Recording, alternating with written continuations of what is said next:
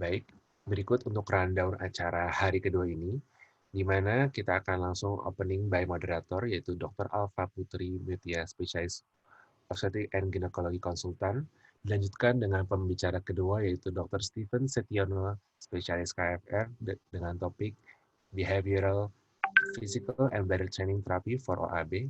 Dan pembicara kedua oleh Dr. Harina Elianti Rahayu, spesialis urologi konsultan PhD, dengan topik Pharmacological Therapy, Treatment, and Surgery for OAB. Baik, berikut saya bacakan CV untuk Dr. Alfa. Beliau merupakan orang dokter spesialis, subspesialis obstetrik dan ginekologi dari Fakultas Kedokteran Universitas Indonesia, dengan juga termasuk anggota organisasi dan komite dari International Urogynecology Association, dan juga merupakan anggota Perkina atau Perkumpulan Inkontinensia Indonesia, dan juga Himpunan Uroginekologi Indonesia, serta merupakan anggota dari Perhimpunan Obstetrik Ginekologi Indonesia. Kepada Dr. Alfa, saya persilahkan untuk membuka acara. Terima kasih. Terima kasih, Dr. Haryo, untuk perkenalannya. Assalamualaikum warahmatullahi wabarakatuh. Selamat datang dan selamat bergabung kepada semua partisipan. Saya lihat ini antusiasmenya tinggi sekali, pendaftar sampai dengan 750 walaupun kita kuota terbatas. Mudah-mudahan ilmu yang didapat pada pagi hari ini dapat bermanfaat. Ada dua pembicara yang akan sharing ilmunya. Kalau ini hari kedua, kalau hari pertama kemarin mengenai bagaimana diagnosis OAB, maka pada hari ini kita akan fokus pada bagaimana menanganinya. Ada Dr. Stephen Setiono yang akan nanti sesuai dengan keahlian beliau akan menjelaskan atau sharing pengalaman beliau tentang penanganan dari segi behavioral therapy ataupun yang non-invasif lainnya. Sedangkan nanti Dr. Harina akan membahas lebih ke arah pharmacological dan juga surgery. Mungkin kita persilahkan kepada Dr. Stephen Setiono, SPKFR, yang merupakan salah satu staf dari Departemen Rehab Medik FKUI RSCM. Beliau adalah dosen dan staf pengajar di sana. Sehari-harinya juga memang menangani kasus-kasus OAB, terutama yang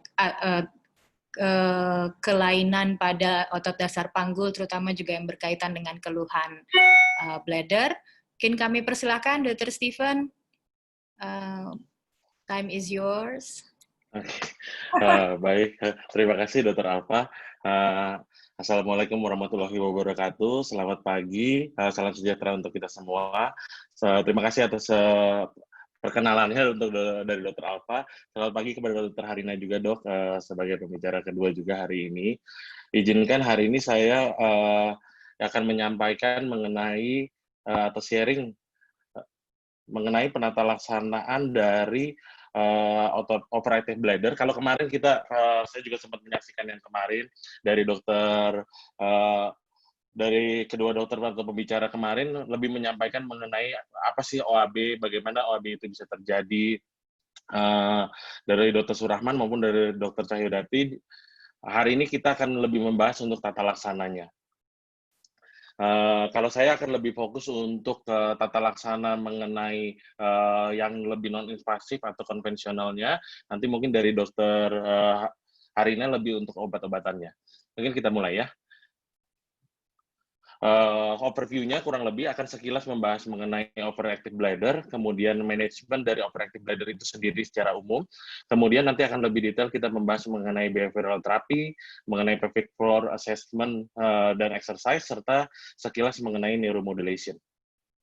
Pertama, overactive bladder ini juga disampaikan kemarin. Apa sih overactive bladder?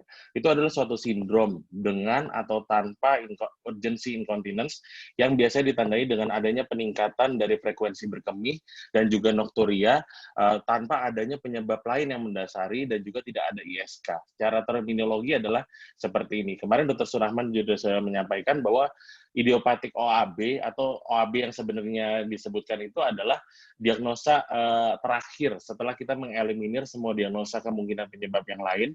Jika pasien tidak ada penyebab yang lain, maka kita akan mendiagnosa pasien sebagai idiopatik OAB.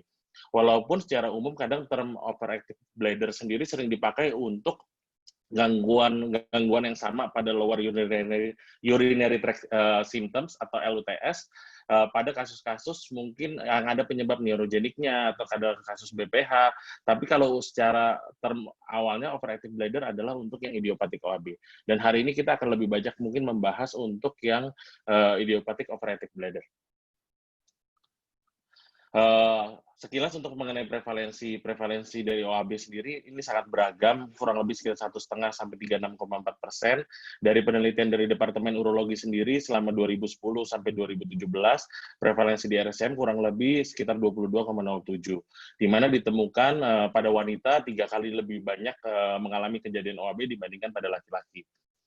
Sebenarnya OAB sendiri tidak berbahaya, cuman secara umum keluhan pasien adalah annoying banget, mengganggu banget untuk aktivitas dia sehari-hari.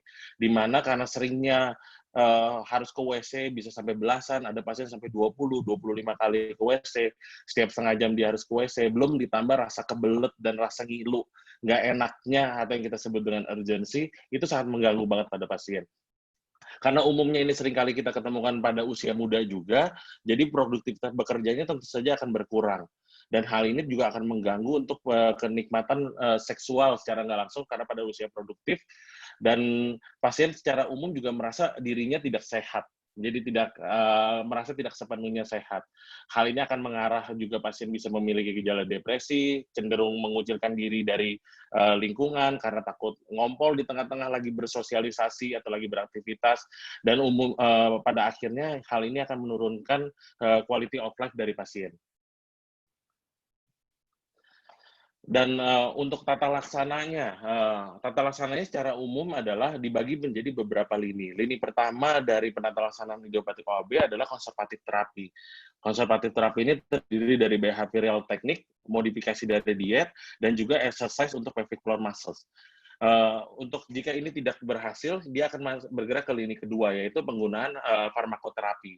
Dalam hal ini yang paling sering digunakan adalah antimuskarinik, bisa juga nanti jenis beta-3 agonis, tergantung dari kondisi dan toleransi pasien. Mungkin ini akan lebih dijelaskan banyak oleh Dr. Harina. Yang lini ketiganya adalah ini dengan pemberian neuromodulasi. Paling umum dilakukan adalah posterior tibial nerve stimulation, baik secara transkutaneus maupun perkutaneus. Ini nanti akan saya bahas sekilas di belakang. Dan juga jika masih tidak bisa juga menata laksana OAB-nya dan perlu tata laksana lebih lanjut, baru akan dipertimbangkan tindakan yang lebih invasif dengan surgery. Dari American Urological Association atau AUA, ini kurang lebih algoritma untuk diagnosis dan treatment dari OAB. Kemarin saya hanya sekilas saja karena kemarin sudah disampaikan. Paling penting dari semua ini adalah melakukan anamnesa PF sehingga kita bisa menegakkan dengan baik apakah pasien ini punya OAB yang idiopatik atau ada penyebab yang lain. Jika pasien ini adalah OAB yang idiopatik, yang pertama kita lakukan adalah memberikan penjelasan edukasi kepada pasien. Nanti akan dibahas selanjutnya. Kemudian penata laksanaan awal adalah menggunakan behavioral treatment. Jika ini berhasil, maka hanya tinggal di follow up. Jika ini tidak berhasil, kita bisa menambahkan pharmacological treatment. Jika masih tidak berhasil juga, kita harus mengakses benar nggak sih ini idiopatik, jangan-jangan ada penyebab yang lain. Jika mau, kita bisa mulai mengconsider atau mempertimbangkan untuk melakukan neuromodulasi. Nah, untuk salah satu diagnostik awal atau untuk benar-benar mengetahui pola berkemih pasien adalah bladder diary. Kemarin sudah disinggung juga sekilas mengenai bladder diary atau sering disebut buku harian berkemih atau voiding diary. Ini kesannya simple, tapi ini sangat powerful sekali untuk kita kerjakan dan dikerjakan oleh pasien. Kenapa? Karena umumnya pasien akan datang ke kita dengan keluhan, "Dok, saya kencingnya sering." Seringnya seberapa sering? Pokoknya sering deh, Dok. Kurang lebih sejam sekali, setengah jam sekali. Kira-kira berapa? 15, 16, mungkin sekitar segitu, Dok. Terus kencingnya banyak atau sedikit?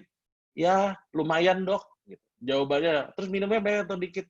Ya, kurang lebih cukuplah, Dok. 1 botol atau 1,5 botol. Jadi, kita tidak pernah pasti tidak pernah mendapatkan gambaran pasti sebenarnya keluhan berkemihnya pasien atau gambaran pola berkemihnya saat ini seperti apa.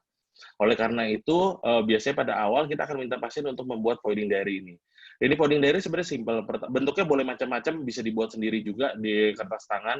Pertama adalah ada waktu. Umumnya kita bikin waktunya ini per jam. Atau kalau bisa waktunya juga mau dikosongin juga nggak apa-apa, jadi pasien tinggal menuliskan waktunya sesuai dengan dia waktu mengisi kolom yang lain. Yang kolom kedua adalah kita minta pasien mencatat minum yang diminum dalam satu hari itu berapa banyak dan di jam berapa. Dan ini termasuk juga jika pasien makan makanan seperti sop yang mengandung cairan, itu juga harus diperkirakan berapa sop cairan yang masuk, atau buah-buah yang banyak mengandung air seperti semangka, itu juga kadang juga kita minta masukkan. Kemudian spontan ini adalah bagaimana berapa banyak pasien yang kencingkan secara normal. Jadi kita biasanya minta pasien menyediakan gelas ukur, kemudian setiap kali kencing dia minta mencatat. Dengan begini kita bisa tahu berapa banyak yang dikencingkan oleh pasien dan seberapa sering pasiennya kencing. Untuk kalau mengompol, jika ada incontinence atau mengompol, kita minta pasien untuk mencentang kapan kejadian mengompolnya, dan jika bisa terukur, baik menggunakan pampers ataupun gelas ukur, mungkin bisa kita catat juga untuk ukurannya. Residu ini jika pasien melakukan pengeluaran sisa urin setelah pasca berkemih. Namun pada kasus idiopatik OAB, umumnya kita jarang melakukan untuk pemeriksaan residu. Dan voiding diary ini sangat disarankan untuk dilakukan selama 3 hari minimal, sehingga kita bisa dapatkan rata-rata pola berkemih dari pasien. Dengan begini kita tahu, oh iya pasiennya minum total kurang lebih hampir 2.000 sehari. Oh masih kurang lebih normal, pasiennya tidak over drinking. Kemudian pola kencingnya, oh ternyata pasien kencing sekitar 15 kali sehari, di mana yang malam hari nokturianya 3 kali selama pasiennya tidur, dan volumenya memang kecil-kecil. Kita bisa langsung menilai bahwa ini volume yang tidak normal, karena umumnya kita baru berasa aja itu di volume 150-an kurang lebih. Dan baru akan pengen kencing yang masih bisa ditahan kurang lebih sekitar 200 atau 300. Kebelet banget itu di sekitar 300 sampai 500 lah, tergantung kapasitas bladdernya. Namun pasien ini udah kebelet banget di volume 50, di volume 110, tentunya ini ada something problem dengan pasien.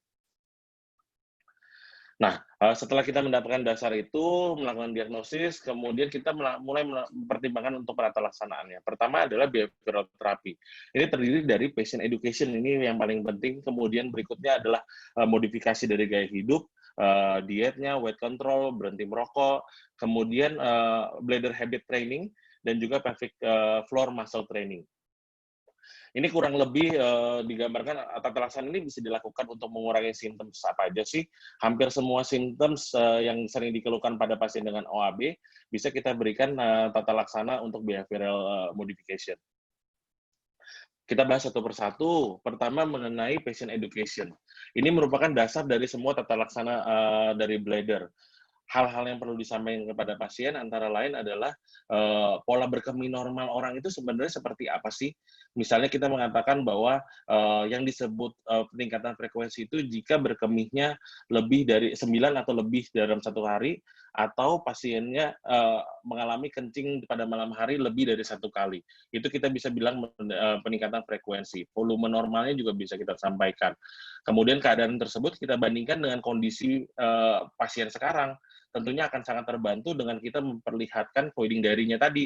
Normalnya begini loh Pak, terus voiding diary-nya sekarang Bapak seperti ini. Jadi polanya kita bisa lihat, wah ini jadi problemnya seperti ini. Jika kita melakukan pemeriksaan lanjutan, hasil pemeriksaan lanjutan dan kemaknaannya apa juga kita jelaskan. Kemudian rencana tata laksana kita dan ekspektasi dari hasilnya juga kita sampaikan dari awal. Kenapa? Karena berdasarkan pengalaman dari literatur, pemahaman yang baik oleh pasiennya akan meningkatkan kepatuhan atau compliance atau adherence pasien terhadap tata laksana yang kita berikan. Sehingga optimal treatment outcome-nya akan lebih optimal. Hal ini penting banget terutama dari sisi rehab mungkin, karena kebanyakan yang kita berikan nanti akhirnya latihan, merubah kebiasaan, yang dimana kalau tidak dilakukan dengan baik oleh pasien di rumah, hal ini akan menyebabkan treatment outcome-nya tidak optimal. Yang kita nggak tahu, treatment tidak optimal ini karena memang tata laksananya yang tidak bekerja baik, atau tata laksananya tidak dikerjakan dengan baik. Jadinya kita akan jadi rancu. Karena itu edukasi di awal sangat penting untuk diberikan. Kemudian untuk lifestyle modification, apa aja yang bisa kita sarankan? Pertama adalah diet modification-nya. Dalam hal ini adalah kadang pasien tidak menyadari bahwa konsumsi-konsumsi yang dikonsumsi sehari itu bisa meningkatkan produksi dari urinnya dan juga bisa menyebabkan detrusornya jauh lebih sensitif. Karena gitu, kita bisa memberikan saran minuman-minuman atau makanan yang bisa menyebabkan lebih sering kencing. Contoh yang paling sering adalah kafein, minuman bersoda, atau gula buatan aspartam. Kemudian yang kedua, fluid intake. Kita harus mengedukasi fluid intake yang wajar untuk pasien adalah berapa. Yang disarankan biasanya sekitar 1,5 sampai 2 liter per hari, atau kurang lebih 30 ml per kilo per hari. Dan kita juga bisa menyarankan pasiennya minta minum di malam harinya lebih sedikit untuk mencegah nokturianya, atau jam terakhir minumnya adalah beberapa jam sebelum pasiennya tidur. Ini kesannya sederhana. Kenapa sih perlu dinilai? Karena salah satu contoh pernah ketemu pasiennya bilang, "Saya kencing, Dok, sehari bisa sampai 20 kali, tapi volumenya banyak, 200, 250, 300, tapi sering banget saya kencingnya, bisa 20 kali sehari." Ternyata setelah kita minta bikin voiding diary-nya, pasien itu minum bisa sampai 4.000, 5.000, yang dia merasa karena saya kencingnya banyak, saya harus minum lebih banyak. Padahal kenyataannya karena dia minum lebih banyak, kencingnya jadinya banyak. Jadi hal ini akan tergambar dari voiding diary yang tadi. Kemudian berat badan juga dikatakan bahwa berat badan BMI lebih dari 30 merupakan salah satu faktor risiko terjadinya OAB pada wanita dan urinary incontinence pada laki-laki. Karena itu berat badan akan perlu diperhatikan, karena berat badan yang lebih berat akan menekankan tekanan intraabdominal katanya. Dengan tekanan intraabdominal ini akan memberikan kayak selalu pressure stress pada pelvic floor, yang berujung pada gangguan saraf dari pelvic floor-nya dan berujung pada kelemahan dari pelvic floor-nya sendiri. Hal ini yang akan memperparah gejala dari OAB-nya. Merokok juga sama, merupakan faktor risiko terjadinya LUTS tadi. Efeknya juga sama, bahwa nikotin sendiri akan meningkatkan aktivitas dari detrusor, dan pasien yang merokok lama umumnya akan memiliki batuk kronis. Batuk kronis akan memiliki patofisiologi yang sama seperti tadi, karena berat badan, ada intraabdominal pressure yang meningkat secara terus-terusan dan melemahkan dari pelvic floor-nya. Kemudian kita lanjut ke yang berikutnya adalah bladder training. Bladder training ini sendiri dikatakan efektif untuk menurunkan gejala atau menghilangkan sama sekali OAB pada 12% sampai 73%, dan memperbaiki simptomatiknya at least pada angka yang lebih tinggi, yaitu 57 sampai 87%. Apa aja yang bisa kita lakukan untuk bladder training? Prinsipnya sih ada dua. Pertama adalah time voiding. Time voiding ini adalah kita minta pasien untuk selalu berusaha memperpanjang jeda antara berkemihnya. Jadi misalnya pasien dari bladder diary-nya kita tahu pasien kencing sejam sekali, kita bisa minta pasien, "Pak atau Ibu, coba kencingnya kita tahan, targetnya adalah Ibu bisa menahan 1,5 jam sekali. Berikutnya kalau dia sudah bisa 1,5 jam, kita minta 2 jam. Dan seterusnya sampai pasien bisa menahan kurang lebih 3-4 jam sekali, di mana frekuensinya akan jadinya normal. Tapi ini easier said than done untuk pasiennya. Jadi karena itu kita harus lakukan secara bertahap. Yang paling nggak bisa ditahan dari pasien adalah sense of urgency-nya, kebeletnya, rasa pengen langsung ke WC-nya. Karena itu kita juga mengajarkan urgency untuk kontrolnya. Yang pertama adalah saat pasien merasakan ingin kebelet banget untuk ke WC, kita minta pasien untuk rileks, mengatur pernafasannya. Dan cara yang paling efektif adalah minta pasien juga untuk melakukan aktivitas lain yang membutuhkan konsentrasi yang lebih tinggi. Misalnya kalau demen baca puisi, dia suruh baca puisi, kemudian dia suruh ngitung 100 kurang 7 sampai 0, kalau perlu sampai negatif misalnya. Jadi fokusnya teralihkan, minta pasien ngisi TTS, minta pasien merajut, apapun itu untuk mengalihkan perhatiannya dari sense of urgency-nya. Itu cukup efektif untuk menguranginya sampai sensasinya hilang atau berkurang. Kemudian yang bisa dilakukan yang berikutnya adalah pelvic floor muscle contraction. Karena kontraksi dari pelvic floor muscle ini akan menurunkan aktivitas dari detrusornya secara tidak langsung. Karena itu dengan pasiennya tenang, rileks, kemudian mengontraksikan dari pelvic floor-nya, ini bisa menurunkan rasa urgensinya. Dan semua hal ini dilakukan untuk pasien diajarkan jangan setiap kali ada rasa pengen kencing langsung ke WC, pengen kencing langsung ke WC. Karena tanpa disadari akhirnya simptom OAB-nya karena kebiasaannya, tidak selalu karena OAB-nya jadinya. Karena pasien merasa segini saya harus ke WC, segini saya harus ke WC, padahal sebenarnya nggak harus seperti itu. Dan disarankan pasien hanya ke WC jika urgensinya justru udah hilang dengan semua teknik yang kita ajarkan tadi di atas. Kita akan bahas sedikit lebih detail mengenai pelvic floor muscles exercise-nya sendiri. Pelvic floor muscles adalah otot-otot di dasar panggul, sesuai dengan namanya, terdiri dari otot-otot levator ani, ada peranan dari gluteus maximus juga, di mana posisinya ini adalah untuk fungsi utamanya adalah menjaga continence dari alvi maupun ani, alvi maupun uri, dan juga menyangga dari organ-organ intra-abdominal atau organ pelvic. Posisinya kurang lebih seperti ini, di mana saat berkontraksi, pelvic floor ini akan cenderung untuk bergerak ke atas. Gampang sih kebayangnya untuk mengkontraksikan pelvic floor. Mungkin saya bisa lebih gampang dibayangkan daripada dilakukan. Mungkin peserta bisa mencoba menjepit atau mengkontraksikan otot dasar panggulnya sekarang. Karena kebanyakan akhirnya saat kita meminta pertama kali pasien mencoba mengkontraksi otot dasar panggul, yang dilakukan pasien adalah menahan nafas, seperti mengeden. Dan di mana ngeden justru seperti gambar yang di kanan ini malah memberikan efek negatif, karena dia akan meningkatkan tekanan intraabdominal, dan akhirnya pelvic floor-nya malah jadi lebih lemah. Yang bisa kita sarankan ke pasien, kita bisa minta dia untuk seperti, mungkin agak ini dikit, seperti lagi memutuskan feses saat lagi BAB. Itu salah satu yang bisa dibayangkan untuk pasien. Atau kalau pada laki-laki, seperti lagi mau menghentikan kencing saat di tengah-tengah kita lagi buang urin. Atau kita juga bisa melakukan perabaan pada daerah perineal untuk melihat daerah perinealnya sedikit terangkat saat dikontraksikan. Susah-susah gampang untuk pasien, susah-susah gampang juga untuk kita. Karena itu seringkali kita membutuhkan mengajarkan pasien dengan sambil kita melakukan diagnosis untuk pelvic floor-nya. Kita nyambung jadinya ke pelvic floor muscle assessment. Muscle assessment ini kita bisa melakukan berbagai macam cara, dari yang hanya manual sampai menggunakan alat bantu. Yang paling simpel, sederhana, mungkin saya rasa teman sejawat di dokter umum juga bisa melakukan, adalah dengan menggunakan vaginal touche atau rectal touche untuk palpation-nya. Mungkin yang sedikit lebih tidak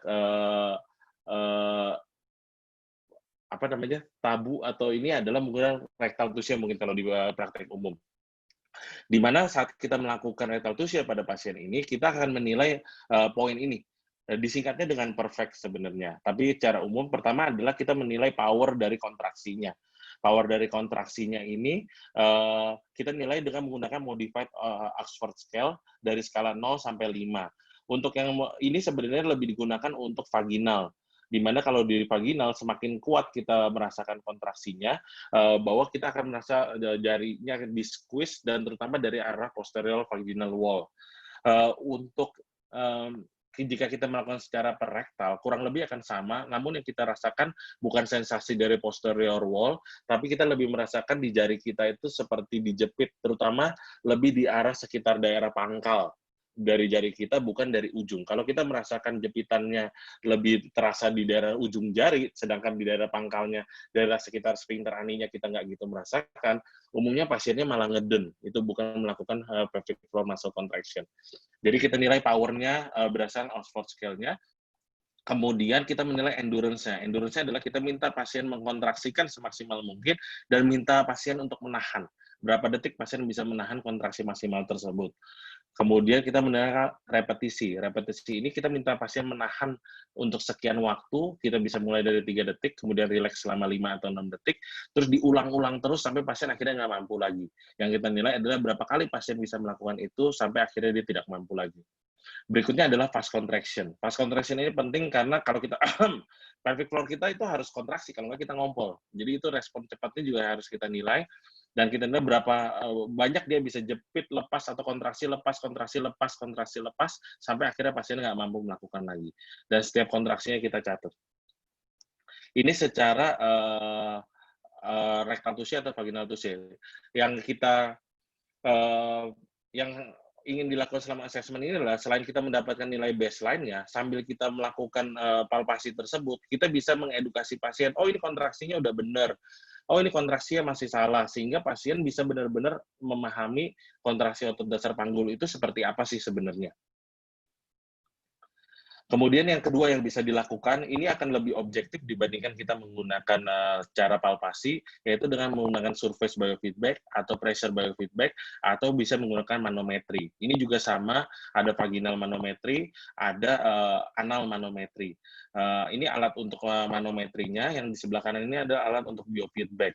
Pada prinsipnya sih sebenarnya sama, jadi ada probe-nya, bisa probe anal dan probe vaginal akan berbeda. Kemudian ini kalau untuk di biofeedback ada tambahannya untuk surface, ini kita bisa melakukan secara surface juga, dan ini untuk PET untuk stimulator. Dan nanti ada contoh hasilnya di belakang, kita memasukkannya juga sama, dan kita minta pasien untuk mengkontraksikan otot dasar panggulnya. Yang lebih objektif dari pemeriksaan ini adalah kita akan mendapatkan angkanya berupa angka kilopascal untuk pressure-nya seperti apa, karena dan pada manometri, kalau pada biofeedback selain kita mendapatkan angkanya, kita bisa melihat grafiknya, dan ini juga kita bisa melihat memperlihatkan ke pasien tuh udah benar Pak grafiknya naik, karena kalau kita melakukannya secara per anal dan pasien melakukannya dengan mengeden, grafik ini nggak akan naik karena sensornya tidak tertekan. Dan begitu juga kita bisa memberikan feedback berupa suara. Kita bisa mengaktifasi suaranya, di mana semakin kencang pasiennya berkontraksi, semakin kencang juga suara yang muncul. Jadi dia akan tahu, oh kontraksi saya sudah benar. Terus yang ketiga yang bisa dilakukan adalah dengan menggunakan ultrasound. Ultrasound ini juga ada dua teknik, kita bisa melakukannya secara melalui perineal, atau kita bisa melakukannya secara suprapubik, di mana kita minta pasiennya minum bladdernya penuh, kemudian kita mendapatkan visualisasi dari pelvic floor-nya, dan kita ukur ketebalannya, kemudian kita minta pasiennya untuk mengkontraksikan dan diukur kembali untuk ketebalannya.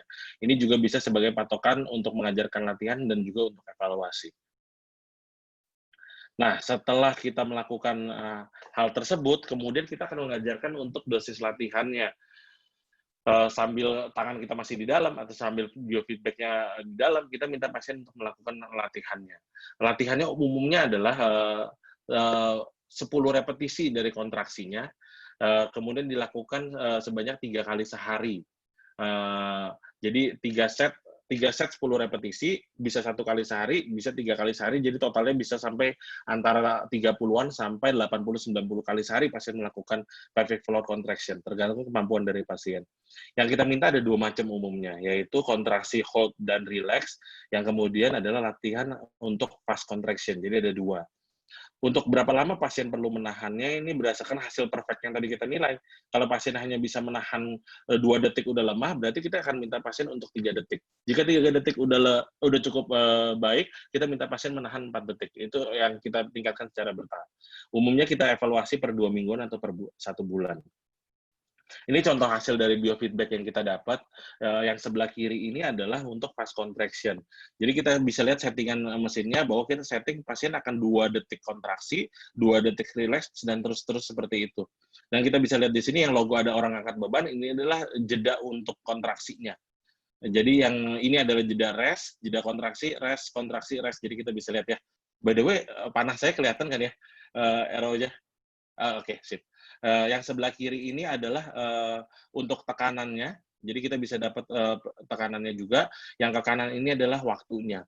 Dan untuk fast contraction, kita minta pasien, kita ngomong ke pasien biasanya jepit sih lebih gampang. Jadi saya jepit, lepas, jepit, lepas, jepit, lepas. Jadi pasien akan melakukan berulang-ulang. Di sini yang informasi yang bisa kita dapat adalah power maksimalnya berapa, saat dia jepit, lepas, jepit, terus, dan selama 10 kali repetisi, apakah pasien bisa mempertahankan kekuatan dari jepit lepasnya ini, kekuatan dari kontraksinya. Itu yang bisa kita dapat dari sini. Kemudian kita menyarankan untuk melakukan ini sebanyak 10 repetisi, 3 set, dan dilakukan 3 kali per hari. Yang kanan contoh untuk kalau endurance. Ya, kita bisa lihat grafik tabelnya sedikit berbeda. Di sini adalah yang kontraksinya 3 detik, kemudian rest-nya lebih panjang sebanyak 6 detik, 3 detik tahan, rest-nya 6 detik. Ini bisa di-adjust sesuai dengan kemampuan pasien. Di sini yang berbeda adalah kita bisa lihat daya tahan pasien waktu mengkontraksikan. Ini adalah salah satu contoh yang nggak gitu bagus, bahwa power-nya rendah, cuma 40, dan selama 3 detik pasien yang suruh menahan, pasien hanya lihat grafiknya selalu menurun ke bawah, naik dan menurun ke bawah. Jadi bisa dibilang pasiennya belum mampu menahan 3 detik, sehingga latihan ini masih cukup efektif untuk kita berikan pasien, sehingga dia bisa mencapai target menahan 3 detik untuk saat kita follow up selanjutnya. Untuk posisi latihan, kita bisa sarankan tergantung kekuatan pasien saat itu. Umumnya yang Oxford Scale-nya masih 0,1 di awal, kita bisa sarankan dalam posisi berbaring. Jika sudah lebih baik, kita bisa menyarankan dalam posisi duduk. Jika pasien sudah lebih kuat, latihan ini bisa dilakukan dalam posisi berdiri. Nah, ini salah satu evidence base yang dilakukan, salah satu contohnya, di mana pada penelitian ini, pasien-pasien dengan idiopatik OAB dilakukan hanya pelvic floor muscle training dan tidak diberikan hal yang lain. Kemudian dinilai secara pap test-nya, jadi berapa banyak dikasih kayak pampers atau dikasih kayak pembalut. Kemudian diukur, ini untuk yang incontinence, seberapa berat incontinence-nya, berapa berat kejadian dia ngompol, frekuensi seharinya berapa, nokturianya berapa kali sehari, ini symptom score dari UAB-nya. Kemudian 3 yang di bawah ini adalah untuk quality of life-nya. Kita bisa lihat di sini bahwa hampir semuanya mengalami perbaikan secara signifikan. Kecuali di sini adalah frekuensi. Tapi bisa kita lihat bahwa frekuensinya sendiri, tadi saya bilang normalnya adalah di bawah 9, kita bisa lihat frekuensinya memang nggak terlalu banyak pada pasien ini. Kebetulan pada subjek ini, sehingga angkanya makanya tidak begitu bermakna. Tapi secara leakage-nya berkurang jauh, secara nokturianya berkurang jauh, terus secara quality of life-nya, ini salah satu yang paling penting, quality of life-nya mengalami peningkatan yang cukup signifikan. Terus kemudian, kemudian dinilai secara objektif, ya ini untuk kekuatan kontraksinya gimana sih? Maximal voluntary contraction-nya mengalami peningkatan yang signifikan. Secara Oxford Scale-nya juga bahwa rata-ratanya tadi 2,6 jadi 3,6 sekarang dari 5. Kemudian endurance-nya dia tadinya juga cuma bisa menahan 2,7 detik, sekarang bisa 5,2. Bentar, ini agak ketutup sama itunya. Saya nggak bisa lihat yang bawahnya. Pokoknya kurang lebih bisa ketutup sama monitor chatting. Jadi ya kurang lebih begitu, bisa dalam bahwa hasilnya cukup bermakna walaupun hanya diberikan pelvic floor. Ini dilakukannya selama kalau nggak salah 8 sampai 12 minggu, diberikan 10 repetisi, 3 set setiap hari. Jadi itu panduan untuk exercise-nya. Selanjutnya sekilas mungkin ini bukan behavioral therapy, ini bukan lini pertama, ini termasuk lini ketiga, yaitu neuromodulation.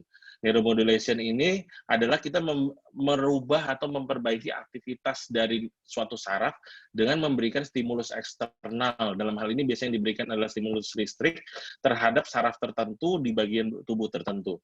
Untuk pada kasus dengan overactive bladder, yang kita biasa lakukan adalah sacral nerve stimulation dan posterior tibial nerve stimulation atau PTNS. Singkatan PTNS ini suka macam-macam. Ada yang dibilang posterior tibial nerve stimulation, ada yang bilangnya percutaneous tibial nerve stimulation, tapi more or less sama lah. Kalau untuk sacral nerve stimulation sendiri, ini umumnya dilakukan secara operatif. Jadi ini masuk ke kategori invasif. Kemudian kalau yang minimal invasifnya adalah secara percutaneous, dan yang non-invasif sama sekalinya adalah secara transkutaneus. Bagaimana sekilas cara melakukannya? Jadi pasiennya diminta dengan posisi duduk yang nyaman, kakinya dengan posisi hip-nya eksorotasi, sehingga kita bisa lihat sisi medialnya. Kemudian kita mengukur sekitar 4 jari atau 5 cm dari malleus medial. Di atasnya kita bisa lihat di lokasi ini. Kemudian kita meraba bagian belakang dari tulang tibianya, dan kita tusukkan jarum di belakang dari tulang tibia tersebut 5 cm di atas malleus medial. Jarum yang dipakai bisa 34 Gauge, atau saya suka pakai jarum akupuntur 1 cun kalau nggak salah 0,25 kali 0,25. Kemudian dimasukkannya secara teoritis 2-4 cm, tapi saya pernah melihat secara ultrasound guided, di mana posterior tibial nerve itu kedalamannya kurang lebih 1,5 sampai 2 cm. Sehingga jarum yang saya pakai itu umumnya 2,5 cm, dan saya masukkan 2 cm. Untuk angulation-nya umumnya tegak lurus dulu, kita masukkan terhadap kulit, atau kita bisa masukkan 60 derajat ke arah kepala. Dan targetnya adalah sebenarnya memasukkan jarum ini sedekat mungkin dengan posterior tibial nerve, tapi jangan sampai nerve-nya ketusuk karena pasiennya akan lompat. Tapi sedekat mungkin terhadap posterior tibial nerve-nya. Kemudian kita nyalakan untuk stimulasinya. Ini parameter untuk stimulasi yang kita berikan. Dan sensasi yang kita harapkan waktu kita naikkan intensitasnya adalah pasien merasakan tingling atau kesemutan sampai ke daerah ibu jari, atau juga kita bisa lihat fleksi dari jari-jari kakinya, atau kita bisa juga lihat jari kakinya jadi fanning atau kayak ngebuka. Salah satu dari 3 simptom itu juga 3 respon itu udah dianggap positif. Dan kita naikkan intensitasnya setinggi mungkin yang masih bisa ditolerir oleh pasien. Kita berikan 30 menit per session dan sekali seminggu untuk 12 minggu.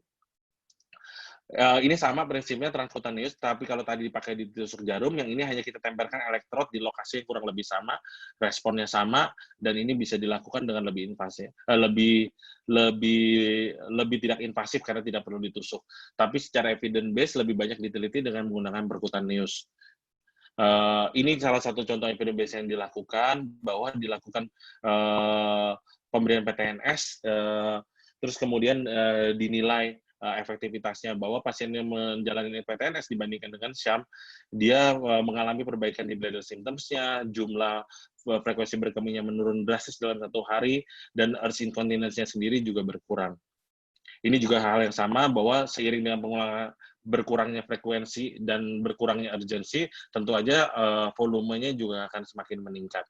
Jadi ini salah satu yang cukup efektif dan evidence base-nya cukup kuat, tapi untuk yang idiopatik OAB, bukan OAB yang disebabkan oleh faktor etiologi yang lain.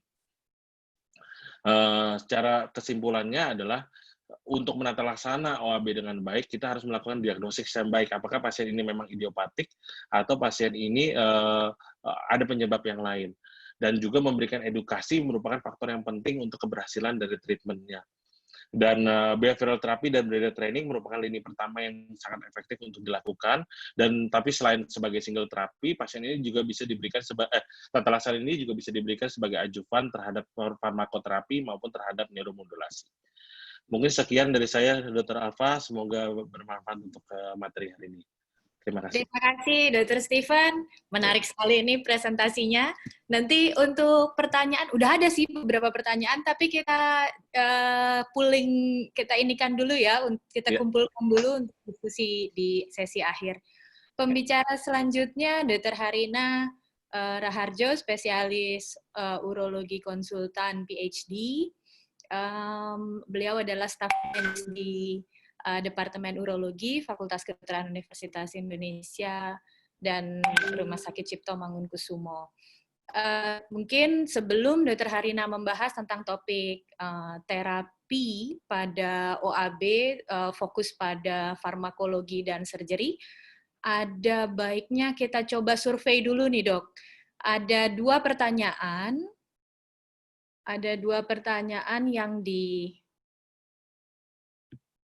yang diajukan di sini, survei. Yang pertama adalah mengenai terapi apa yang dokter-dokter berikan pada pasien yang terdiagnosis OAB. Apakah ada 5 pilihan? Apakah A, edukasi dan terapi perilaku, B, latihan otot dasar panggul seperti tadi yang Dr. Stephen kemukakan, atau C, dengan terapi farmakologis. Dan ada D, kombinasi antara 3 di atas, atau mungkin E, rujuk aja. Pertanyaan kedua adalah, apabila Anda memberikan terapi farmakologis pada pasien OAB, maka obat apa yang biasanya akan dokter berikan? Apakah antimuskarinik, atau B, beta-3 agonis, atau C, alpha blocker, atau D, antibiotik saja? Silahkan, Dok.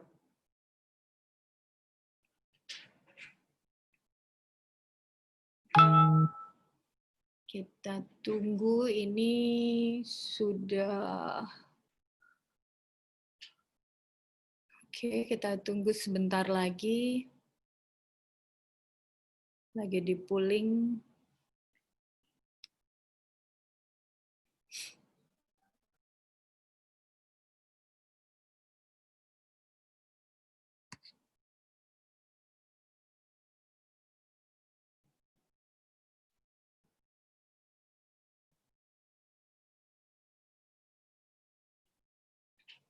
Oke, 53% peserta sudah memberikan vote-nya. Mungkin kita tunggu sebentar lagi.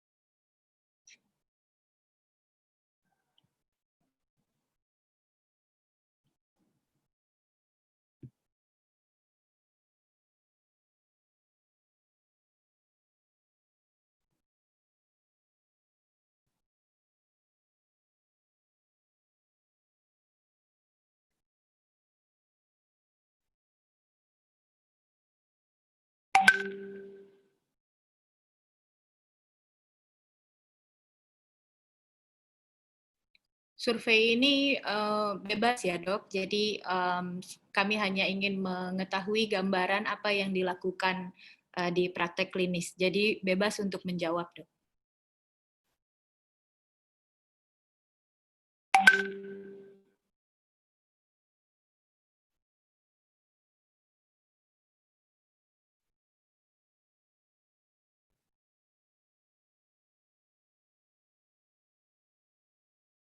Dr. Haryo, apakah masih ada waktu atau sudah boleh end poll-nya? Oke, baik dok. Kita end ya. Oke.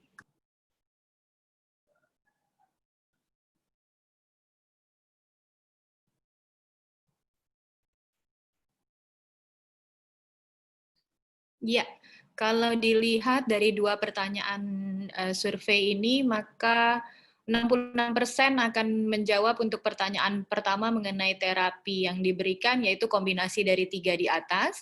Kemudian pertanyaan kedua, untuk jawaban pertanyaan kedua, 68% peserta menjawab umumnya akan memberikan antimuskarinik sebagai terapi farmakologis yang biasa diberikan.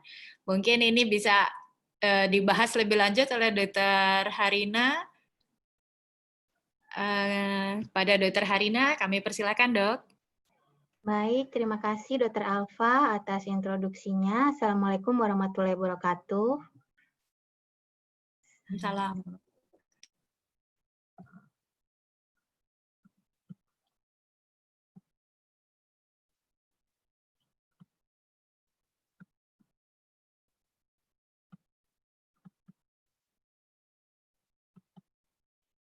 Baik, saya akan mencoba melanjutkan. Tadi Dr. Steven sudah membahas dengan baik sekali mengenai terapi lini pertama, mengenai terapi perilaku dan terapi latihan fisik ya, yang sangat berguna untuk terapi atau tata laksana overactive bladder. Saya akan melanjutkan dengan terapi farmakologis dan sedikit nanti saya akan menyinggung tentang beberapa opsi pembedahan yang bisa kita tawarkan pada pasien.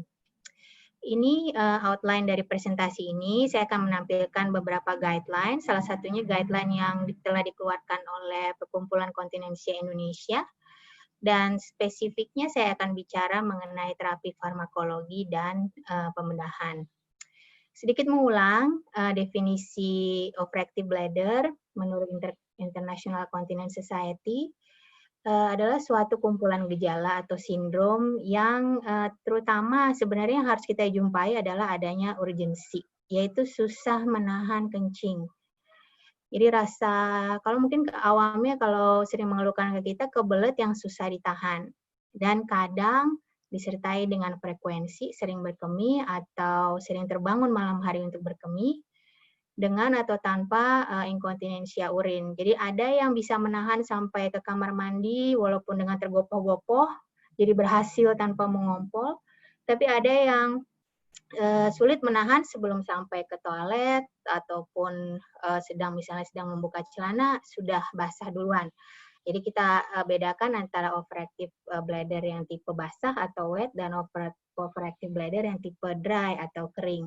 Tentunya kita harus menyingkirkan karena bisa terbayang bahwa gejala seperti ini nih bisa dimiliki oleh berbagai diferensial diagnosis ya, berbagai penyakit yang mungkin sudah dibahas kemarin oleh Dr. Cahyo Jati mengenai diagnosis overactive bladder. Jadi kita harus singkirkan penyebab lain seperti infeksi dan penyakit lainnya.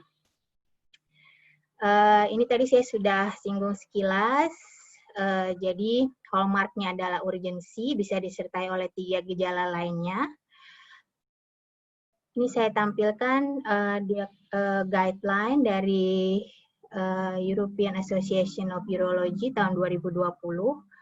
Karena overactive bladder ini sering bersinggungan dengan inkontinensia urin, biasanya overactive bladder ini guideline-nya oleh Perkumpulan Eropa dimasukkan dalam guideline incontinence, urinary incontinence. Nah, di sini overactive bladder itu masuknya dalam golongan urgency urinary incontinence karena tadi bisa diingat bahwa hallmarknya adalah urgensi. Terapi awal berupa terapi perilaku, ini tadi sudah dibahas dengan baik sekali oleh Dr. Stephen.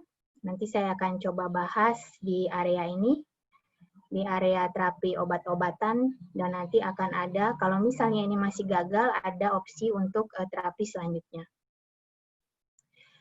Ini adalah guideline yang saya sebutkan dari Perkina, jadi kami adopt guideline dari Eropa, ini dikeluarkan tahun 2018, jadi kalau kita lihat bahasa Indonesianya, urgensi ini kita terjemahkan sebagai desakan, jadi inkontinensia urin tipe desakan, dan di mana kalau memang tipe inkontinensia urinnya cenderung lebih dominan ke arah urgensi, yang kita lebih curigai ke arah overactive bladder, kita bisa menawarkan obat yaitu antimuskarinik atau beta-3 agonis. Nah, kenapa sih antimuskarinik dan kenapa beta-3 agonis? Ini saya mengulang sedikit mengenai sistem persarafan yang mempersarafi kandung kemih kita. Ada 2 sebenarnya persarafan otonom, yaitu parasimpatis dan simpatis, di mana parasimpatis itu lebih berperan dalam proses kontraksi dari otot detrusor saat kita berkemih. Sedangkan sistem simpatis lebih berperan pada saat kandung kemih kita sedang diisi atau sedang dalam fase filling. Jadi bisa dibayangkan bahwa sistem simpatis itu berperan untuk membuat kandung kemih kita rileks saat diisi. Karena kalau kita sedang diisi nih, kandung kemih kita sedang diisi, kemudian urin sedang turun dari ginjal, tapi kandung kemih kita tidak bisa berhenti kontraksi, bisa dibayangkan gejala-gejalanya akan muncul sebagai gejala-gejala overactive bladder gitu. Jadi sering kencing, susah menahan kencing, bahkan sampai mengompol. Nah, di sini ada beberapa reseptor yang berperan dalam sistem persarafan itu, yaitu sistem reseptor muskarinik di sini, M2 dan M3 di sini ada di bagian otot detrusor, tapi ada juga di bagian submukosa dan mukosa dari kandung kemih. Sedangkan yang berperan dalam sistem simpatis adalah reseptor beta di sini di otot detrusor dan reseptor alfa yang mempengaruhi bladder neck dan daerah uretra. Bisa dibayangkan bahwa overactive bladder ini sangat tergantung dari keaktifan dari otot detrusor kita saat diisi, makanya kenapa obat-obat overactive bladder ini bermainnya di reseptor ini. Reseptor yang ada di detrusor muscle, di otot detrusor, yaitu reseptor muskarinik dan reseptor beta.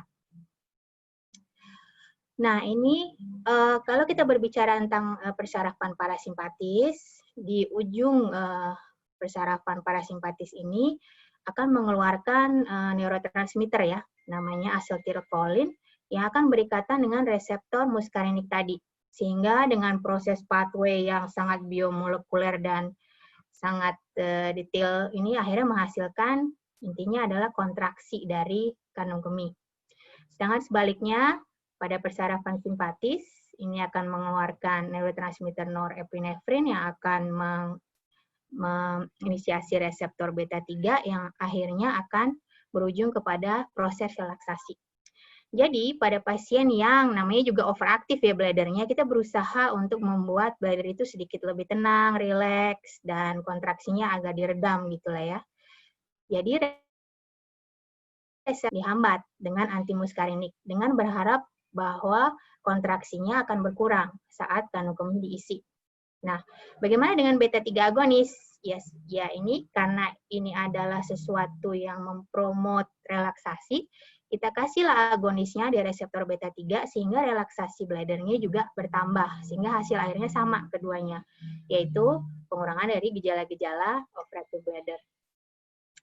Ini ada suatu meta-analisis, ini sudah lama, karena apa? Karena antimuskariniknya ditemukan sudah lebih lama dibandingkan beta 3 agonis. Jadi sudah keluar dan sudah di-approve sebagai obat yang untuk menangani overactive bladder sudah agak lama, ini tahun 2008. Di sini dilihat berbagai macam antimuskarinik. Ini semua ternyata, semua jenis antimuskarinik ini menunjukkan perbedaan bermakna dibandingkan placebo dalam hal perubahan inkontinensia, kemudian perubahan frekuensi, perubahan urgensi, dan perubahan voided volume. Jadi semuanya ini ternyata berbeda bermakna dan lebih baik dari placebo. Nah, harus diingat bahwa reseptor muskarinik itu tidak hanya berada di otodetrusor. Jadi dia ada di berbagai organ kita yang lain nih. Jadi ada di otak, di sistem saraf pusat, ada di mata, di kelenjar lacrimalis, di kelenjar liur kita ada, di jantung ada, di saluran cerna kita ada. Jadi bisa dibayangkan kalau kita memblok reseptor muskarinik dan reseptor yang lainnya ikut terblok di organ lain, inilah yang nanti kita harus waspadai sebagai efek samping yang harus diantisipasi dalam pemberian antimuskarinik.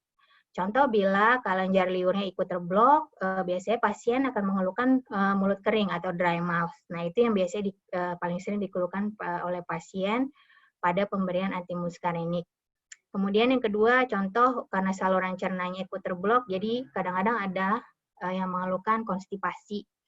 Dan ini yang akhir-akhir ini menjadi sorotan, yaitu apabila antimuskarinik ini dapat menembus sawar darah otak, tergantung dari jenis antimuskariniknya, seberapa mudah dia menembus sawar darah otak, dikatakan dapat mempengaruhi sistem saraf pusat berupa penurunan fungsi kognitif. Makanya harus hati-hati pemakaian antimuskarinik ini pada pasien-pasien yang, terutama yang frail elderly, yang usia lanjut, yang frail, yang juga sudah ada gangguan fungsi kognitif. Kita lebih baik menghindari pemberian antimuskarinik ini. Nah, untuk beta 3 agonis, karena tadi sudah saya singgung sedikit, bahwa dia mekanismenya bukan yang menghambat kontraksi, tapi mengagonis atau mempromosi relaksasi. Jadi, saat diisi kandung kemihnya lebih rileks. Tapi kita juga jangan lupa bahwa sebenarnya kontraksi dari kandung kemih itu dibutuhkan loh saat berkemih. Kalau kontraksi kandung kemih itu kurang saat berkemih, tentunya pancaran kencing kita tidak akan bagus, tidak akan lancar, tidak akan habis sisa urinnya. Nah, untuk beta 3 agonis ini dia agak ada keunggulannya sedikit karena dia lebih bekerja di sistem simpatis, dia tidak ada efeknya dalam sistem parasimpatis yang mempunyai fungsi kontraksi detrusor di fase voiding. Jadi kita lebih merasa aman lah bahwa beta 3 agonis ini tidak akan mempengaruhi fase voiding, terutama pada pasien-pasien yang memang kontraksi ototnya itu memang sudah lemah karena berbagai penyebab lain, atau misalnya ada sesuatu yang menghambat aliran kencing seperti misalnya pembesaran prostat atau prolaps organ panggul, di mana ngeluarin kencingnya aja udah susah gitu loh. Tapi kemudian kalau ditambah lagi dengan penghambatan kontraksi, takutnya makin tidak bisa kencing gitu pasiennya. Nah, ini dari Perkina kita juga merekomendasikan bahwa dari berbagai penelitian dengan desain yang kuat ya, dengan randomized clinical trial, dengan level of evidence 1A, kami merekomendasikan secara kuat bahwa beta 3 agonis ini lebih efektif dibandingkan dengan placebo dan sama efektifnya dengan antimuskarinik untuk memperbaiki inkontinensia desakan atau dalam hal ini overactive bladder. Untuk efek sampingnya, nanti kita akan bahas pada slide selanjutnya. Ini ada satu clinical trial yang membandingkan antara beta 3 agonis, antimuskarinik, dan placebo. Mudah-mudahan terlihat ini perbedaan warnanya. Jadi ini ada yang kuning ini adalah beta 3 agonis. Kemudian ini adalah yang abu-abu ini, mungkin ini warnanya tidak begitu jelas ya, abu-abu ini adalah placebo, sedangkan yang agak abu-abu ini adalah antimuskarinik. Nah, di sini bisa disimpulkan bahwa yang kuning ini penurunan inkontinensianya ini jadi lebih turun, ini lebih dalam dibandingkan placebo.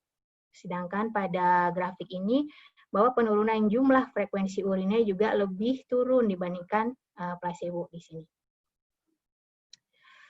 Nah, saya sering dapat pertanyaan nih, dok, oleh dokter dan oleh pasien juga, dok berapa lama sih kalau memberikan obat overactive bladder itu? Ada yang berpikir bahwa pemberian obat-obat overactive bladder ini seperti orang terkena infeksi saluran kemih, kita bisa berikan misalnya antibiotik selama seminggu misalnya, 5 hari seminggu, kemudian sudah selesai kalau infeksinya sudah selesai.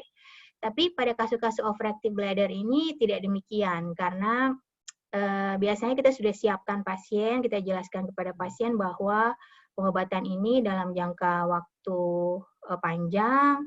Mungkin analoginya seperti kalau kita mengobati suatu penyakit kronik lainnya seperti diabetes atau hipertensi, kita sudah siap-siap, udah ancang-ancang nih bahwa ini akan dalam waktu yang panjang. Kadang-kadang ada ketakutan dari pasien, segitu lama apa nggak apa-apa tuh dok, buat ginjal saya lah, buat ada nggak saya jadi ketergantungan obat misalnya, kalau misalnya saya harus mengkonsumsi obat ini berbulan-bulan. Nah, ini ada suatu penelitian, ini baik sekali penelitiannya karena dalam jangka waktu yang panjang mengikuti pemberian beta-3 agonis pada pasien overactive bladder, ini diikuti sampai 1 tahun, sampai 12 bulan. Di sini kita bisa lihat perbaikan-perbaikannya dari mulai perbaikan frekuensi, urgensi, kemudian inkontinensia urin, dan nokturianya. Ini semua ada perbaikan, tapi yang terpenting lagi adalah bahwa pemberian ini cukup aman, jadi tidak ditemukan suatu efek samping yang bermakna, efek samping yang serius yang bermakna dalam pengamatan 12 bulan tersebut. Nah, ini suatu penelitian lagi, ini membandingkan antara beta-3 agonis dan antimuskarinik terhadap yang kita nilai adalah kemungkinan untuk pasien tetap berada dalam treatment. Jadi bisa dibayangkan kalau orang minum obat terus-terusan pasti ada rasa bosan, rasa tidak patuh, sudahlah nggak usah minum lagi, atau merasa sudah perbaikan. Ini yang sering terjadi juga. Jadi pasien minum obat antimuskarinik atau beta-3 agonis, kemudian merasa, oh saya udah berbaikan, jadi saya stop aja sendiri dok, daripada saya nanti kelamaan minum obat. Nah, itu sering terjadi. Nah, kalau dilihat, ini yang garis merah ini adalah mirabegron atau beta-3 agonis, dibandingkan dengan antimuskarinik, dia lebih tinggi kemungkinannya untuk pasiennya tetap stay dalam treatment.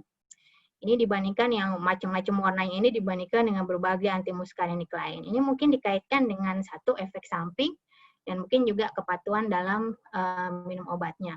Nah, dikatakan di sini persistence dan adherence angkanya lebih tinggi beta-3 agonis itu dibandingkan dengan antagonik yang lain. Ini penelitian di UK ya. Kita belum punya penelitian di Indonesia yang sedemikian lamanya. Mungkin suatu saat kita harus membuat penelitian bagaimana sih persistence dan adherence dari obat-obatan overactive bladder ini.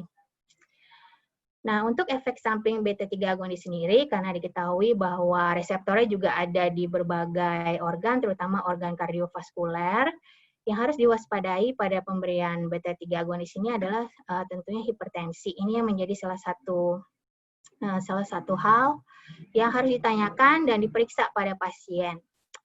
Asal pasiennya sudah terkontrol hipertensinya, kita bisa memberikan beta-3 agonisnya. Tapi kalau hipertensinya tidak terkontrol, tetap disarankan untuk mengontrol dulu tekanan darahnya.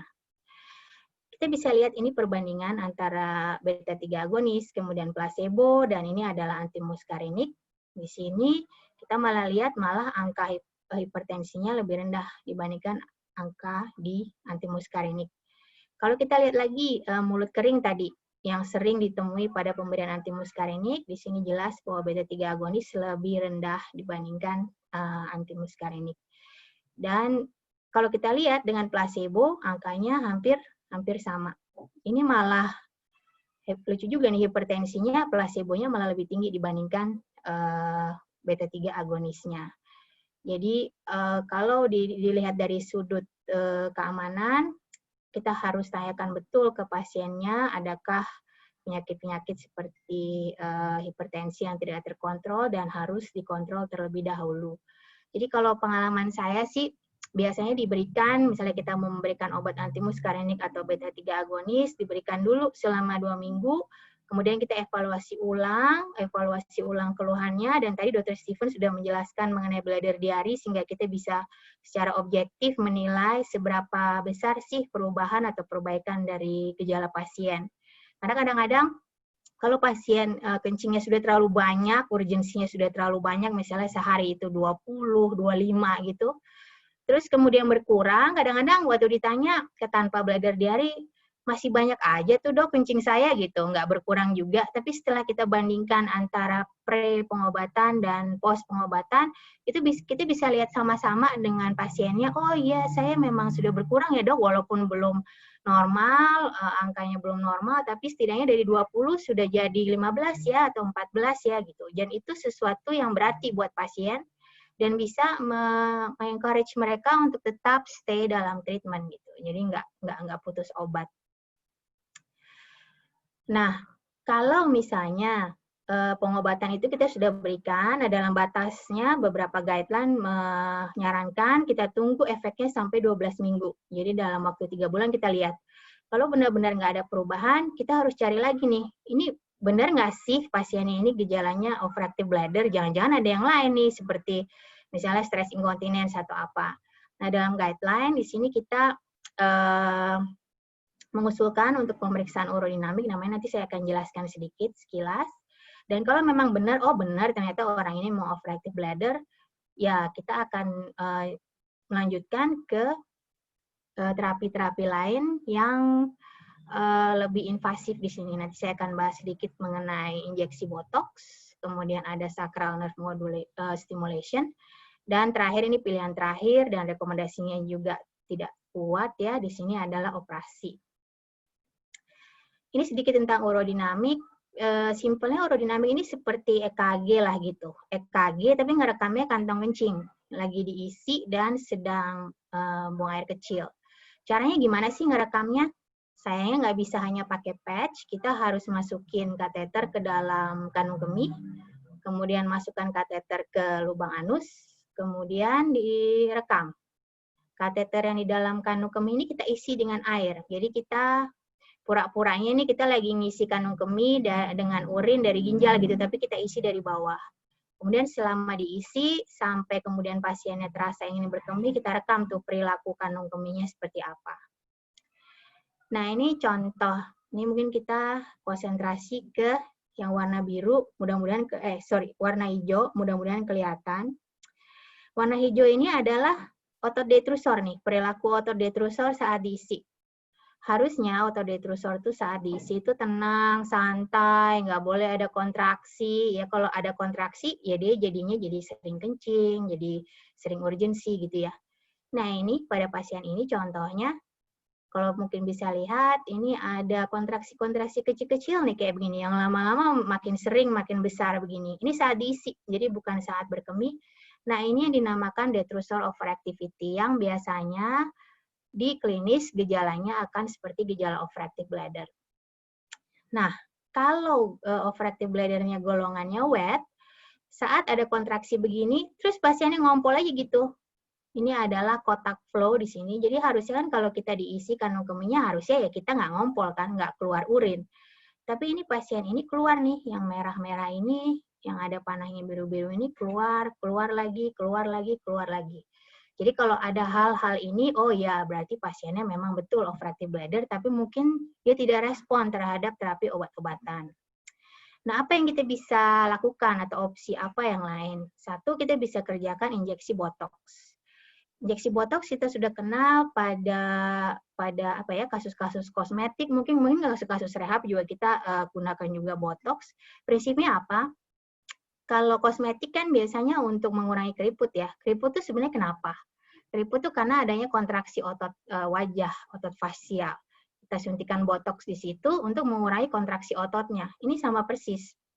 Jadi karena tadi kan adanya detrusor overactivity tadi kita ingin hambat.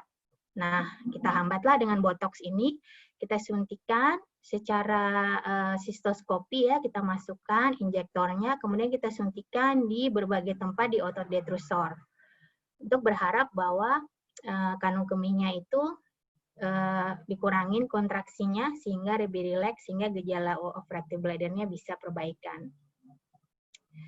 Ini tadi yang sudah disinggung sekilas oleh Dr. Stephen, jadi ini adalah stimulasi daerah sakral, mungkin hampir sama dengan kalau dipasang pacemaker kali ya, di daerah jantung, ini di daerah sakrumnya tapi, di mana saraf-saraf persarafan otonom di daerah untuk kanung kemih itu berasal dari sakral 2 sampai sakral 4. Nah, disinilah ditanam wire-nya, kemudian ada suatu alat yang ditanam di badan pasiennya juga. Sebelumnya biasanya dites dulu, jadi dipasang suatu alat yang temporer, jadi bisa dengan mudah dicabut, karena kita ingin melihat efeknya. Kalau misalnya efeknya bagus, baru ditanam secara permanen. Yang terakhir adalah pembedahan. Nah, kalau salah satu teorinya kenapa overactive bladder ini bisa terjadi, ya selain overaktivitas dari otot detrusor, tentunya mungkin kapasitas kanung kemihnya kecil mungkin. Ini bisa terjadi seiring dengan bertambahnya usia, bisa juga karena sesuatu hal yang membuat kanung kemih itu mengalami suatu proses fibrosis begitu ya, kemudian daya regangnya menghilang sehingga dia kapasitasnya kecil, hanya mampu diisi, misalnya kita normalnya bisa diisi sampai 300 sampai 600 cc biasanya. Ini diisinya cuman bisa 150 atau bahkan kurang hanya 100 cc atau bahkan lebih kecil lagi 50 cc. Nah, itu secara anatomi kita bisa tawarkan ke pasien walaupun ini merupakan suatu operasi yang besar. Jadi istilahnya augmentasi dari kanung kemihnya. Jadi membesarkan kanung kemihnya. Dengan apa? Dengan segmen usus. Jadi ini bisa dilihat bahwa ini kayak ditambal gitu, kanung kemihnya digedein, tapi dengan segmen usus.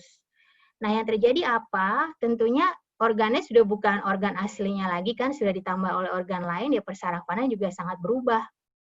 Jadi, sensasi untuk berkemih biasanya juga sudah ikut hilang ya, karena ini juga permukaannya sudah otot-otot usus yang persarafannya sudah berbeda dengan otot-otot kanung kemih. Nah, ini setelah dibesarkan, kita kenal dengan neobladder, kemudian ureter disambungkan kembali ke kanung kemih yang baru ini, dan bisa disambungkan langsung ke uretranya. Nah, karena sensasi untuk berkemih dan mungkin mengosongkan itu sudah tidak ada karena sudah diganti oleh usus tadi untuk dibuat besar, ini bisa dikosongkan secara berkala kanung kemihnya dengan proses kateterisasi berkala. Pada anak-anak kita bisa buatkan, karena kan mungkin sulit ya buat anak-anak untuk mengosongkan kanung kemihnya dengan kateter gitu ya. Bisa dibuatkan agar lebih mudah dari usus buntu nih di sini. Bisa dimudah untuk usus buntu, kemudian dibuat saluran keluar ke arah umbilikus sehingga bisa dikosongkan melalui lubang di umbilikus tersebut. Ada teknik lain. Jadi dibuatkan pouch, ini juga dari usus juga, jadi dibuatkan kayak kantong baru dari usus dan dibuatkan stoma keluar dari badan. Tapi untuk tindakan bedah ini dari rekomendasi guideline pun rekomendasinya lemah karena tentunya bisa dibayangkan bahwa ini adalah suatu tindakan yang sangat invasif, operasi besar, dan tentunya resiko dan komplikasinya juga besar untuk pasien, dan itu proses berkemih normalnya mungkin tidak akan sama seperti bladder yang biasa. Jadi ini harus dipertimbangkan betul, kalau sudah tidak ada pilihan lain baru kita kerjakan. Baik, mungkin ini slide terakhir saya. Jadi tadi ada panduan tata laksana inkontinensia urin yang di dalamnya juga mencakup tentang overactive bladder tentunya. Ini bisa di-download secara gratis kalau saudara-saudara sejawat kalian membuka website IAUI. Di sini alamat websitenya, kemudian tinggal klik guideline. Ini bisa diunduh langsung dalam bentuk PDF gitu ya untuk dibaca.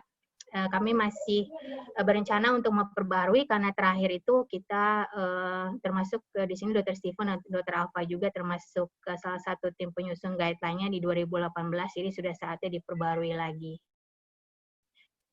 Untuk simpulan, jadi untuk opsi farmakologis, jadi opsi obat untuk overactive bladder-nya ada 2, antimuskarinik atau beta-3 agonis, sedangkan pembedahan bisa ditawarkan, tapi merupakan pilihan kalau ternyata pengobatan lini pertama dan lini kedua sudah dinyatakan gagal. Baik, sekian dari saya. Terima kasih atas perhatiannya. Wassalamualaikum warahmatullahi wabarakatuh. Waalaikumsalam warahmatullahi wabarakatuh. Terima kasih, Dr. Rina. Jadi ini kedua presentasi ini sangat menarik untuk dibahas lebih lanjut. Sudah ada beberapa pertanyaan yang dirangkum oleh Dr. Haryo. Mungkin boleh saya bacakan. Oh, saya dapat info ada Dr. Surahman juga nih, Dok, join di sini. Halo, Dr. Surahman. Pagi, Dr. Surahman. Jadi ini ada pertanyaan mungkin kepada pembicara pertama dulu untuk Dr. Stephen. Ada berapa nih ya? Ada tiga pertanyaan, tapi beranak juga sih pertanyaannya. Jadi mungkin kita coba satu-satu ya. Untuk Dr. Stephen, adakah guideline yang sudah terstandar yang mudah dipahami oleh orang awam untuk training pelvic floor muscle ini? Jadi mungkin bisa digunakan sebagai edukasi oleh dokter di fasilitas kesehatan tingkat primer. Mau satu-satu, Dr. Stephen, atau saya bacain semua? Bacain dulu aja. Oke. Yang kedua, jadi yang kedua, tapi ini ada 3 sub pertanyaan. Yang pertama, biasanya butuh minimal berapa hari untuk merekord bladder diary? Jadi untuk bisa mengevaluasi fungsi bladder pasien secara efektif, apakah 2-3 hari sudah cukup atau dalam 1 bulan? Pertanyaan keduanya, apakah Dr. Stephen berkenan untuk menjelaskan sekilas tentang efikasi dan mekanisme dari penggunaan EMG, biofeedback, untuk melatih otot dasar panggul? Dan yang ketiga, untuk PTNS, kenapa tidak dianjurkan digunakan pada pasien yang planning to become pregnant ya, Dok? Terima kasih. Lalu yang pertanyaan ketiga dari penanya lainnya, ini mengenai untuk pelvic floor muscle exercise, tipe neurogenic bladder mana yang paling efektif? Apakah yang detrusor overactivity, detrusor underactivity, atau DSD? Untuk apa tadi sore, Dok, pertama? Untuk PTNS ya? Untuk pelvic muscle exercise, Oke. Ya, tipe neurogenic bladder mana yang paling efektif? Silakan, Dok. Oke. Terima kasih, Dr. Alfa. Terima kasih untuk pertanyaan-pertanyaannya. Yang pertama, kalau untuk guideline, salah satu guideline lokal yang bisa kita pakai adalah yang barusan disampaikan oleh Dr. Harina, bahwa di situ udah mencakup semua tata laksana untuk inkontinensia. Salah satunya adalah urge incontinence, di mana sudah multidisiplin dari berbagai bidang profesional, dan salah satunya dari rehab juga menyampaikan untuk pelvic floor exercise di situ. Jadi dari situ bisa untuk dipakai, dan di sini juga dari slide saya menyampaikan beberapa guideline panduan sebenarnya untuk atau evidence base yang bisa dilihat untuk protokol pengerjaan dari pelvic floor muscle exercise sendiri. Jadi bisa dilihat dari 2 itu. Terutama mungkin dari guideline yang bisa dipakai dari Perkina sendiri. Terus untuk pertanyaan kedua, berapa hari bladder? Dr. Steve, berarti kalau untuk edukasi ke awam mungkin masih perlu dimodifikasi kali ya? Karena ini kaitannya pertanyaannya untuk edukasi yang bisa dipakai oleh dokter di FKTP, di fasilitas primer. Kalau untuk edukasi sih sebenarnya yang paling baik adalah kita mengedukasinya sambil kita melakukan. Seperti yang tadi saya bilang, saat kita melakukan assessment untuk otot dasar panggulnya dengan melakukan rectal touche, mungkin kalau untuk di FKTP, saat kita melakukan rectal touche, kita akan minta pasien untuk mengkontraksikan dari kandung kemihnya, dari otot dasar panggulnya. Kemudian dari situ kita mengajarkan dan kita ulang-ulang sampai pasien tahu benar bagaimana cara melakukan kontraksinya. Tinggal setelah itu kita meresepkan tadi berapa kali harus diulang, berapa kali harus ditahan, berapa lama harus ditahan, seperti itu sih kurang lebih untuk edukasinya. Ya. Kemudian untuk pertanyaan kedua yang berapa hari untuk bladder diary, untuk kita untuk kita bisa tahu polanya secara umum, minimal yang disarankan adalah minimal 3 hari. Saya biasanya kalau pasien kira-kira mampu mencatat untuk sampai 1 minggu, saya minta 1 minggu, tapi nggak perlu sampai 1 bulan penuh. Jadi nanti pasiennya keburu bosen untuk mencatatnya. Capek dia ngisi ya. Iya, iya, lumayan loh ngisi begitu soalnya. Iya. Jadi 3 hari, umumnya sih saya lakukan saat pertama kali mungkin pasien baru ketemu, saya minta isi dulu sambil nanti kita ketemu lagi di saat selanjutnya. Kemudian setelah kita memberikan tata laksana, sebelum pasien kontrol kembali ke dokter, kita udah bilang sebelum kontrol, isi lagi ya minimal 3 hari, atau kalau mungkin seminggu akan lebih baik. Terus kemudian efikasi EMG biofeedback untuk pelvic floor muscle exercise. Biofeedback sendiri ini sebenarnya bukan alat terapi. Jadi banyak yang sebenarnya salah miskonsepsi bahwa EMG biofeedback ini adalah alat terapi. Ini bukan sebenarnya. Biofeedback seperti katanya sendiri, biofeedback adalah dia memberikan feedback terhadap kemampuan atau fungsi dari organ kita sendiri. Dalam hal ini, dia memberikan feedback terhadap kontraksi dari otot dasar panggul. Feedback-nya berupa apa? Feedback-nya berupa grafik tadi, feedback-nya berupa bunyi. Jadi itu adalah feedback sehingga pasien bisa mengetahui, oh, saya melakukan kontraksi ini dengan benar.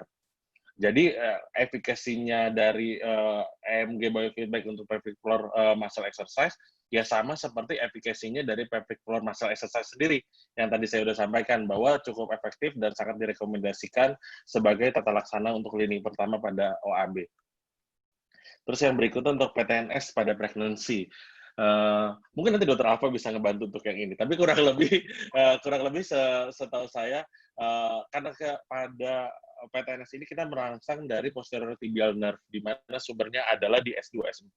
Kenapa akhirnya posterior tibial nerve yang dipakai? Satu lokasinya yang lumayan superficial dan ya, sumber di medulla spinalisnya juga sama seperti sumber yang dipakai untuk S2 S4 yang dipakai untuk detrusor. Sehingga dengan memodulasi dari posterior tibial nerve, kita memodulasi dari fungsi berkemihnya. Mungkin ini sedikit banyak akan sangat berpengaruh atau mempengaruhi kontraksi dari rahim. Mungkin Dr. Alfa bisa mengkoreksi kalau untuk itu ya dok, kurang lebih seperti itu. Ya. Nanti untuk yang ketiga, pelvic floor muscle sendiri ini paling cocok untuk tipe neurogenik yang seperti apa? Kalau misalnya tipe neurogenic bladder sendiri ini sebenarnya udah bukan OAB lagi nih kalau kita udah ngomongin neurogenic bladder. Berarti ada satu penyebabnya. Kalau pada prinsipnya pelvic floor muscle exercise sangat efektif pada orang yang memiliki kelemahan dari pelvic floor sebenarnya. Kapan kita mencurigai lebih besar orang ini punya kelemahan pada pelvic floor? Satu, jika orang ini punya incontinence. Umumnya salah satu tanda kelemahan dari pelvic floor adalah pasiennya punya incontinence. Terutama misalnya yang dikeluhkan adalah stress incontinence. Stress incontinence adalah dia ngompol setiap kali ada perubahan tekanan intraabdomen. Dia berubah posisi dari tidur ke duduk, dia bangun, dia ngangkat berat, dia batuk, terus dia jadinya ngompol. Hal-hal seperti itu kita bisa curiga dia ada pelvic floor weakness. Gimana membuktikannya? Ya kita melakukan evaluasi seperti yang tadi saya sudah sampaikan dengan rectal tusi atau dengan menggunakan biofeedback, kemudian kita berikan latihan. Kalau pada OAB itu sendiri, pelvic floor ini juga memberikan efek tambahan karena dia akan mengkompresi dari internal sphincter dan membantu untuk sedikit merelaksasi dari detrusornya. Itu adalah efek tambahan yang didapat pada OAB. Tapi umumnya kita berikan pada gangguan bladder apapun yang kita curiga bahwa ada komponen kelemahan dari otot dasar panggul di sini. Oke. Itu sih kurang lebih, mudah-mudahan menjawab. Makasih Dr. Stephen, sangat menjawab ini kayaknya. Iya. Rina, ada yang mau ditambahkan dok? Sudah cukup dok. Sepertinya cukup jelas ya penjelasan Dr. Stephen. Ini selanjutnya pertanyaan untuk Dr. Rina. Kapan memilih antara antimuskarinik dan mirabegrone? Jika hanya ada pilihannya antimuskarinik dan pasien OAB-nya lansia, berapa lama sebaiknya terapi yang diberikan? Mengingat adanya risiko gangguan kognitif. Ya. Kemudian saya jawab dulu kali ya dok, takut lupa. Jadi memang prinsipnya tadi bahwa kita harus hati-hati, kita harus mengingat kira-kira kerja obat ini bagaimana gitu ya. Jadi kalau contoh, kalau pada pasien usia lanjut yang mungkin sudah ada gangguan fungsi kognitif, ya sebaiknya kita pilih beta-3 agonis atau mirabegrone gitu.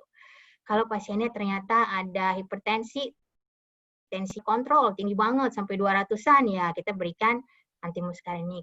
Atau contoh lain misalnya ada pasien ada overactive bladder tapi ada obstruksi infravesika juga misalnya karena prostat atau karena prolaps atau stenosis di daerah uretra, ya kita lebih cenderung memberikan mirabegron yang tidak mempengaruhi kontraksi dari otot detrusor. Itu prinsipnya. Kemudian yang kedua mengenai fungsi kognitif di antimuskarinik.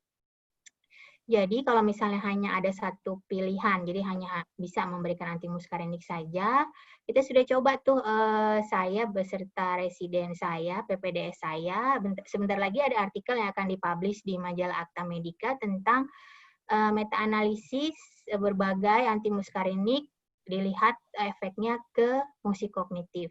Jadi ini sebenarnya tergantung jenis antimuskarinik itu lipofilik atau tidak. Jadi jenisnya itu lebih mudah menembus sawar otak atau tidak. Jadi dipilihlah jenis-jenis antimuskarinik yang lebih susah lah gitu menembus sawar darah otak.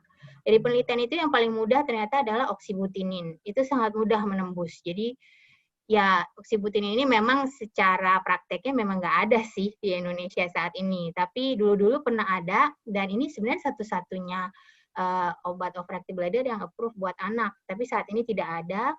Nah, dari systematic review atau meta-analisis itu, kita bisa lihat bahwa jenis-jenis seperti solifenasin, kemudian imidafenasin itu ternyata cukup aman secara fungsi kognitif pada usia lanjut gitu. Tapi kalau misalnya memang ada pilihan kita memakai beta-3 agonis, sebaiknya kita pakailah beta-3 agonis. Kalaupun mau antimuskarinik, pilihlah yang sedikit atau susahlah menembus sawar darah otak. Salah satu ya dua itu yang saya ingat secara forest plot dia tidak berbeda bermakna dengan placebo dalam hal fungsi penurunan fungsi kognitif dari penelitian tersebut. Gitu, Dok. Jadi solifenasin ya, Dok, mungkin bisa menjadi pilihan antimuskarinik. Ya. Ya. Untuk selanjutnya, tadi kaitan dengan yang scoring kognitif. Jadi apakah perlu pemantauan scoring kognitif pada pengguna antimuskarinik? Jadi tiap jangka waktu berapa lama? Terus menurut pengalaman Dr. Harina, antimuskarinik atau beta-3 agonis yang lebih efektif dalam hal scoring OAB, skor, dan jenis scoring dalam kurung frekuensi, urgensi, dan nokturi, mana yang lebih efektif untuk wet atau dry OAB? Oke. Jadi yang pertanyaan mengenai scoring ya, Dok. Ini sangat disarankan. Saya beberapa kali berdiskusi dengan spesialis penyakit dalam divisi geriatri bahwa mereka sangat concern mengenai gangguan fungsi kognitif ini, terutama pada pemberian antimuskarinik, dan mereka menyarankan sih yang mudah-mudah saja scoring sistemnya kayak seperti MMSE, jadi mini mental state examination gitu. Mungkin nanti ada kuesioner yang tidak terlalu panjang, yang mungkin tidak harus spesialis penyakit dalam divisi yang geriatri yang mengerjakan, tapi sejauh dokter umum juga bisa mengerjakan secara cepat gitu bahwa ini ada gangguan fungsi kognitif atau enggak, terutama pada usia lanjut. Nah, untuk kapan dievaluasinya, saya sih menyarankan sih sambil pasiennya misalnya diminta kembali dalam 2 minggu atau sebulan, kita ukur lagi itu scoringnya bersama dengan scoring OAB, overactive bladder-nya, bersama dengan bladder diary-nya. Dan tentunya kita harus tanyakan juga kepada pasiennya, atau kalau misalnya pasiennya sulit berkomunikasi, kita tanyakan pada caregiver-nya. Biasanya kelihatan kalau misalnya sudah ada penurunan fungsi kognitif atau makin memberat gitu, entah pasien yang melapor atau keluarga atau caregiver-nya akan melapor pada kita. Nah, untuk pengalaman klinis, sebenarnya bagusan mana antara antimuskarinik atau beta-3 agonis dalam hal scoring frekuensi urgensi. Kalau klinis saya jujur sih sama sih, Dok, tapi ini lebih ke arah pengendalian efek samping sih yang penting, karena efikasinya dalam berbagai penelitian randomized control trial, dari meta-analisis dan systematic review, memang efikasinya hampir sama. Kadang-kadang ada pasien yang entah kenapa sih merasa bahwa obat overactive bladder ini cocok-cocokan nih. Jadi satu pasien ada yang bisa, walaupun nggak ada efek samping nih ya, dia lebih respon terhadap antimuskarinik tapi nggak respon terhadap beta-3. Atau beta 3, dia respon terhadap beta 3 atau tidak terhadap antimuskarinik. Jadi sebenarnya kalau dari berbagai penelitian dan rekomendasi dari berbagai guideline sih hampir sama dok dari sudut efikasi, tapi yang kita harus perhatikan adalah efek samping yang mungkin terjadi. Jadi yang tadi penting adalah itu, gangguan kardiovaskuler, kita harus pikirkan gangguan fungsi kognitif, dan yang mungkin yang mengganggu juga yang paling sering adalah mulut kering. Itu kalau pasien overactive bladder berasa mulutnya kering, dia jadinya ingin minum terus akhirnya mengkontribusi pada gejala yang nggak selesai gitu. Jadi dia merasa mulut saya kering dok, jadi saya atasi dengan minum lagi, tambah banyak lagi kencingnya gitu. Jadi itu sih sebenarnya yang kadang-kadang membuat penggunaan antimuskarinik itu banyak yang putus di jalan karena itu, dari berbagai penelitian, karena efek sampingnya. Jadi kalau secara efikasi sih pengalaman saya sama, dan dari berbagai penelitian juga sama sih dok. Yang penting efek samping. Oke, dok, tapi kalau yang tadi tentang antimuskarinik, pemakaian antimuskarinik pada pasien OAB yang lansia, itu berapa lama sebaiknya terapi diberikan, dok? Jadi kita tetap evaluasi dok, saya tetap rekomendasi untuk evaluasi 2 minggu, paling lama sebulan tuh dok, itu sudah paling lama, tapi sebaiknya 2 minggu kita evaluasi. Selain kita evaluasi bladder diarinya dan skor OAB, jangan lupa evaluasi skor kognitifnya. Ya itu tadi ada berbagai macam itu. Jadi agar kalau ada sesuatu gangguan fungsi kognitif bisa segera tertangkap gitu dok, dan segera bisa switch yang ke yang lain. Ya. Baik, dok.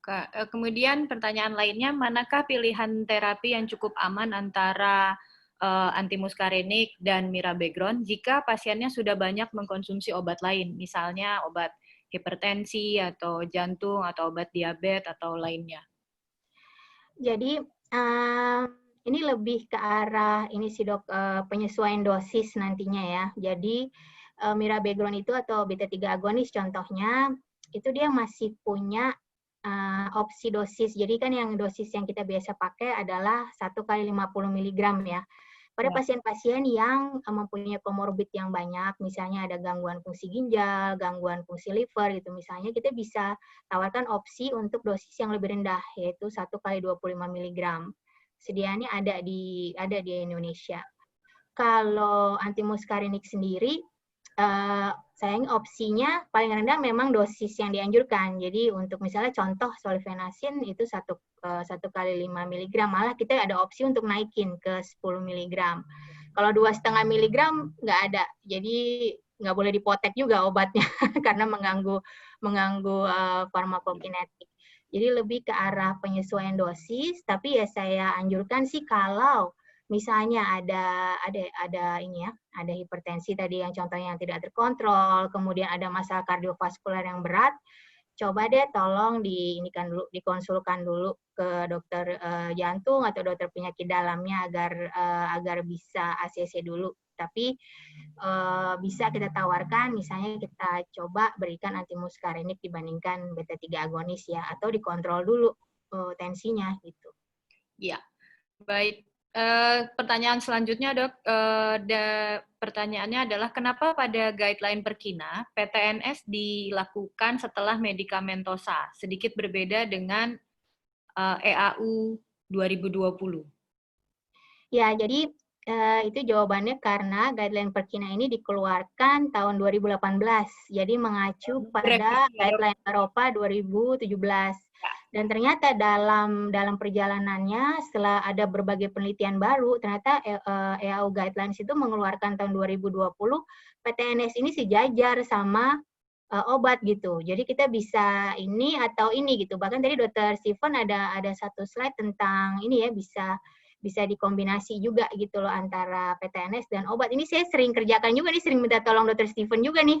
Jadi saya kombinasi antara obat dengan PTNS, terutama kalau saya lihat bahwa efek obatnya itu mungkin menurunkan tapi belum sampai harapan kita yang maksimal gitu. Saya kombinasi itu biasanya karena EAU sudah merekomendasikan bahwa itu setara ternyata kita bisa pakai. Jadi jawabannya itu, karena kita perlu memperbarui guideline Perkina.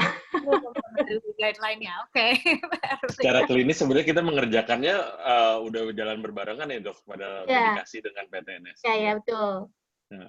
Ya, Oke, untuk pertanyaan selanjutnya, bila yang dipakai adalah obat mirabegron, apakah ada tips atau precaution penggunaannya pada pasien tua? Karena pasien tua seringkali ada riwayat masalah jantung, misalnya konsumsi digoxin dan darah tinggi, misalnya ya. Jadi dilema pemberiannya, sementara obat itu bisa meningkatkan tekanan darah. Ya, jadi ya itu salah satu yang harus kita waspadai adalah hipertensi, tapi dari berbagai penelitian, dari berbagai RCT yang dikerjakan, seperti contohnya yang tadi, ternyata angka hipertensinya yang kita harapkan lebih tinggi di beta-3 agonis atau mirabegron dibandingkan antimuskarinik, ternyata malah lebih tinggi di antimuskarinik. Oh dia, ya. Hipertensinya itu terkontrol, bahkan ada yang beberapa penelitian yang mengambil suatu cut off lah, asal masih kurang dari 180 itu masih bisa diberikan. Tapi dari pengalaman klinis, dari pengalaman saya selama ini, alhamdulillah sih saya hanya ketemu 1 atau 2 pasien yang sampai harus stop, kemudian harus di switch ke obat lain atau terapi lain dibanding seluruh pasien yang diobati oleh mirabegron ini. Jadi secara tensi, walaupun diberikan pada pasien dengan hipertensi, asal terkontrol dengan obat, insya Allah sih aman. Oke, baik dok. Ini pertanyaan terakhir, tapi memang ada beberapa sub pertanyaannya. Mohon penjelasan mengenai titrasi dosis dan terapi kombinasi beta-3 agonis dan antimuskarinik. Ya, jadi, oh ya, silakan dok. Oh ya, oke. Jadi tadi dosis sudah saya sebutkan sebutkan sekilas. Jadi kalau untuk saat ini dosis yang direkomendasikan untuk beta-3 agonis atau mirabegron itu adalah 1 kali 50 mg. Sedangkan untuk antimuskarinik, contoh, misalnya ada beberapa contoh antimuskarinik sih, contohnya solifenasin 1 kali 5 mg. Kita evaluasi dulu apakah masing-masing obat ini kita kan berikannya salah satu dulu ya, apakah masing-masing obat ini berefek atau enggak. Kalau enggak, kita bisa opsi, ini agak sedikit berbeda nih, guideline EAU dengan guideline EUA Amerika, tadi yang Dr. Stephen tampilkan. Di situ mereka dengan jelas menyebutkan kalau terapi dengan salah satu antimuskarinik atau beta-3 agonis tidak adekuat, itu mereka sudah merekomendasikan untuk dikombinasi. Jadi antara antimuskarinik dan beta-3 agonis itu EUA Amerika, tapi dari EAU sendiri dia belum mengeluarkan rekomendasi untuk kombinasi ini. Jadi ada opsinya, macam-macam sih opsinya. Jadi kalau obat itu rasanya kok nggak efek ya, kok pasiennya nggak merasakan perbaikan, dari bladder diary juga gitu-gitu aja. Kita bisa satu yang tadi naikkan dosis. Kalau untuk mirabegron sih tidak ada kenaikan dosis lagi ya setelah 50, kalau solifenasin contohnya ada. Dan kalau biasanya kalau pengalaman klinis saya nih, karena tadi saya udah cerita bahwa orang-orang nih cocok-cocokan nih, orang-orang overactive bladder nih sama obat, saya switch biasanya dok. Jadi saya pakai misalnya golongan antimuskarinik lain gitu. Dan kadang-kadang berhasil gitu loh, dia dengan di switch itu taunya membaik gitu. Saya belum tahu ini kenapa, karena dari meta-analisis sebenarnya efikasinya hampir mirip, tapi itu ada cocok-cocokannya. Tapi kalau beta-3 agonis saat ini masih beredar di Indonesia hanya 1 jenisnya. Jadi kalau misalnya nggak ada perbaikan dengan itu, kalau tidak ada kontraindikasi, saya coba switch dulu ke antimuskarinik. Kalau nggak bisa juga, baru kita coba terapi kombinasi. Karena dari guideline Amerika sudah ada sih dok, sudah ada rekomendasi ke arah sana. Oke. Untuk yang kedua, bagaimana dose adjustment pada pasien OAB dengan hipertensi yang terkontrol menggunakan calcium channel blocker dan beta blocker, dok?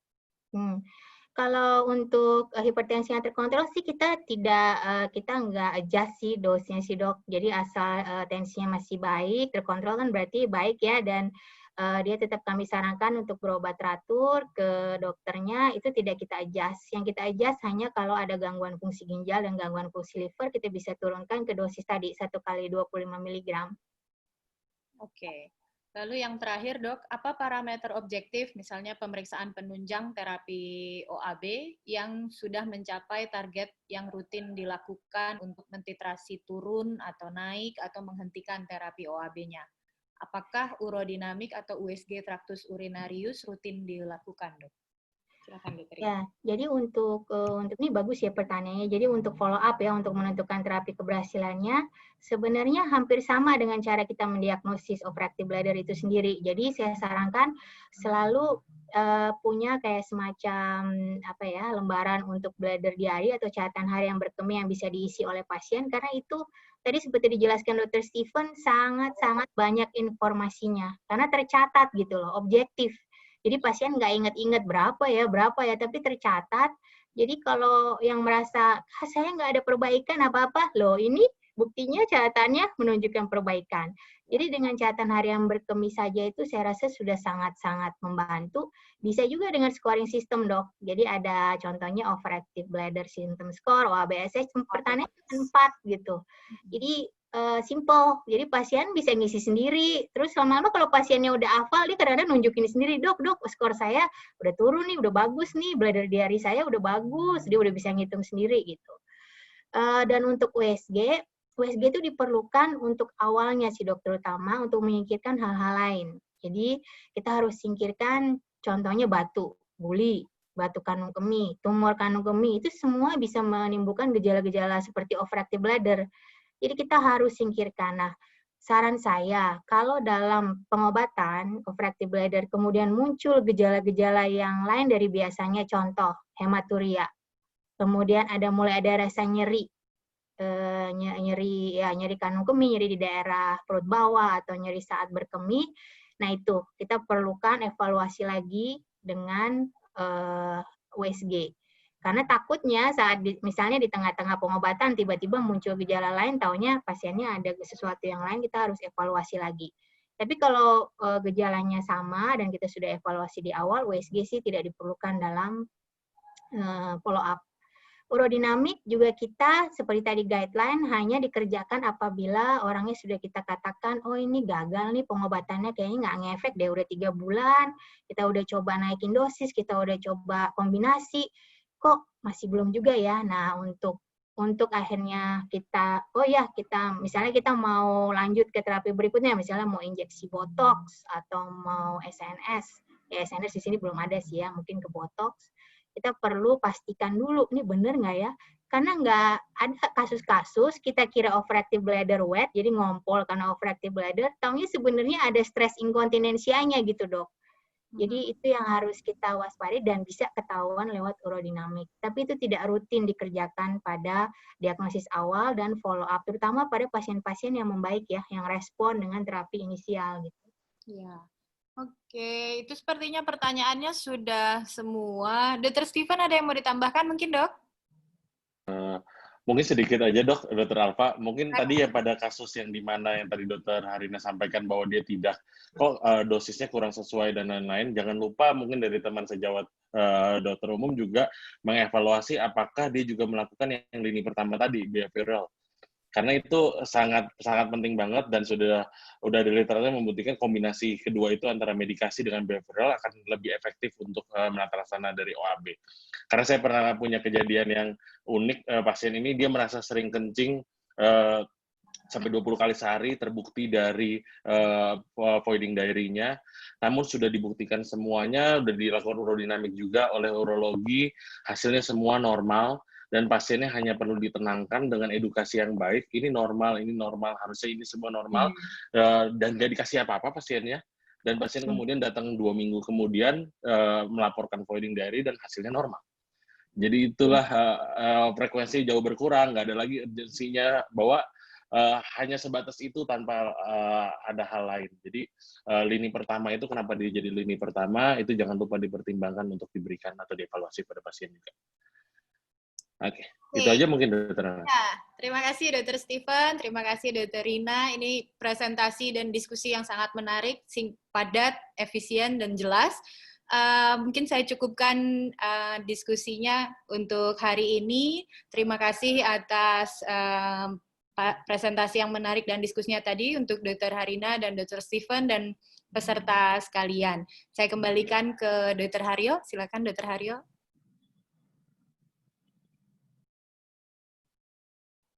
Masih mute kayaknya, Dr. Haryo. Terima kasih, Dr. Alfa. Ya, terima kasih kembali kepada Dr. Alfa Putri Mutia, spesialis obstetrik ginekologi konsultan, selaku moderator, dan juga tentunya terima kasih kepada Dr. Steven Setiono, spesialis kedokteran fisik dan rehabilitasi, dan juga kepada Dr. Harina Erianti Raharjo, spesialis urologi, konsultan PhD. Dengan begini, berakhirlah untuk acara hari ini. Terima kasih untuk bagi para peserta dan juga pembicara yang hadir.